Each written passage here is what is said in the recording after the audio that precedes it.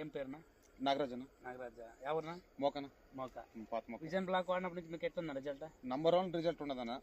దగ్గర గొనాలు ఉండే, కాపు బాగా వచ్చింది, ముదురు నల్లి అన్ని క్లీన్ అయినాయి. ముదురు నల్లి, పురుగు, దోమ, గిరుగా అన్ని ఏ టు జెడ్ క్లీన్ అయింది. కొట్టినప్పటి నుంచి ఎట్లా ఉంది? కొట్టుకోక ముందు ఎట్లా సార్? డెమో కొట్టే బదులు అంత కొట్టింటే బాగుండే అనిపిస్తుంది మాకు.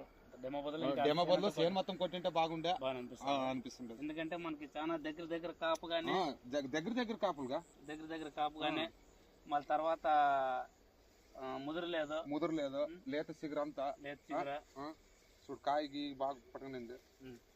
మళ్ళీ ఎట్లా వేరే రైతు కొట్టచ్చు అంటావా? కొట్టచ్చు అనేది ఏముండదన్న, నేనే కొట్టాలంటున్నాను. ఇంకా వేరే రైతు అతని ఇష్టం, అది కొడతాడు ఇడిసాడు అనేది మనం కొట్టాలని మనం మనకు బాగా పనిచేసిందంటే రైతులు ఇంకో కొంతమంది కొడతారనమాట. నేను కొట్టాలనుకున్నాను, ఇంకో రైతు అతను కొడతాడో లేదో మనకు తెలియదు. ఇప్పుడు మనం కొట్టే తీరాల 100% కొట్టే తీరాల.